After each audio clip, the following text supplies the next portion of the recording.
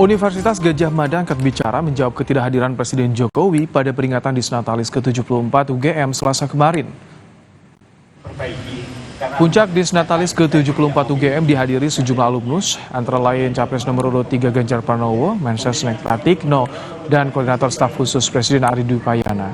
Namun, Disnatalis UGM kali ini tidak dihadiri oleh Presiden Jokowi yang merupakan alumnus Fakultas Kehutanan.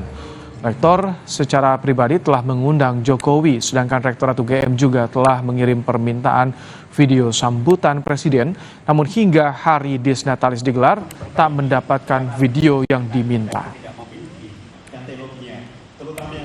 Sebenarnya Pak Presiden itu secara pribadi itu dan juga pada saat Ibu Rektor ke IKN, itu meminta untuk datang. Namun karena ada acara kunjungan kenegaraan ke Jepang dan beliau itu sampai dengan 18 Desember malam itu masih menghadiri dinner di Tokyo, Jepang, makanya kemudian waktunya tidak cukup.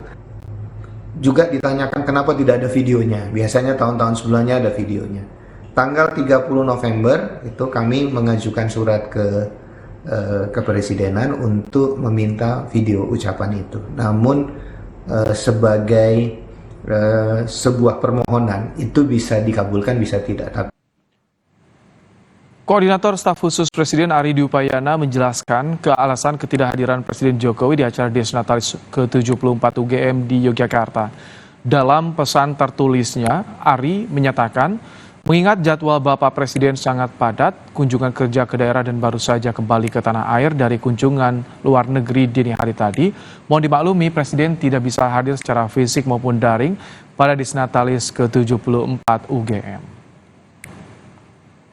Sebelum ketidakhadiran Presiden Jokowi di acara Disnatalis UGM, Badan Eksekutif Mahasiswa atau BEM Keluarga Mahasiswa UGM mengkritik Presiden Jokowi dengan memberi gelar alumnus UGM paling memalukan.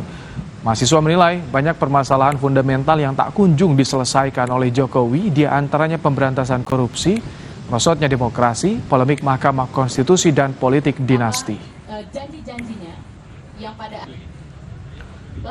Informasi lain, Saudara.